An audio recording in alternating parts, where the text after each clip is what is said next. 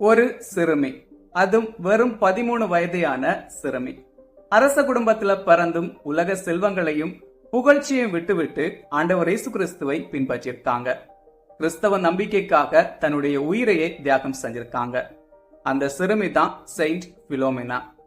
திருச்சபை பாரம்பரியத்தின்படி கிபி 3ஆம் நூற்றாண்டுல கிரேக்க அரச குடும்பத்துல பிறந்திருக்காங்க. சின்ன வயசுலேயே இயேசு கிறிஸ்து மேல அன்பும் நம்பிக்கையும் கொண்டு வளர்ந்திருக்காங்க. கிறிஸ்துவுக்காக தன்னுடைய கன்னிமையை அர்ப்பணித்திருக்காங்க. அந்த காலகட்டத்துல ரோமையை ஆண்டு வந்த பேரரசர் தியோக்ளோசியன் பிலோமினோவை திருமணம் செய்ய ஆசைப்பட்டிருக்காரு. ஆனா பிலோமினோவோ இயேசு கிறிஸ்துவுக்காக கொடுத்த வாக்குறுதியை கைவிட மறுத்திருக்காங்க. இதனால கோபமடைந்த பேரரசர் தன்னுடைய ஆசைக்கு கட்டுப்படாத பிலோமினோவை கடுமையா துன்புறுத்தியிருக்காரு. சிறையில் அடைத்து பல கொடூரங்கள் பிலோமினோவுக்கு நிகழ்த்தப்பட்டிருக்கு. ஒரு தடவை பிலோமினோவை கொலை செய்யறதுக்காக அம்புகள் ஏவப்பட்டிருக்கு.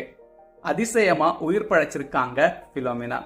அதுக்கு பிறகும் பல சித்திரவதைகள் நிகழ்த்தப்பட்டிருக்கு. எல்லாத்தையும் பொறுமையோடையே தாங்கி கொண்டிருந்திருக்காங்க. கடைசி வரைக்கும் இறை நம்பிக்கையில உறுதியாவே இருந்திருக்காங்க. இறுதியா மறைசாட்சியா கொல்லப்பட்டிருக்காங்க பிலோமினா.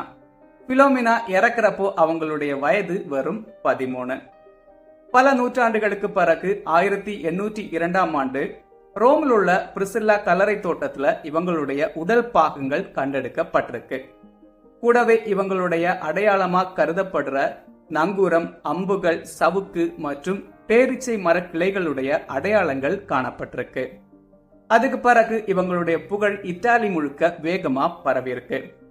இவங்களுடைய புகழை பரப்புனதுல மிக முக்கியமானவர் புனித ஜான் மரிய வியானி. குழந்தைகள், இளைஞர்கள், நோயாளிகள் மற்றும் கடினமான சூழ்நிலையில் இருப்பவர்களுடைய பாதுகாவலியா புனித பிலோமினா இருக்கிறதா நம்பப்படுது. ஆகஸ்ட் 11 செயின்ட் பிலோமினா ஃபீஸ்ட் டே.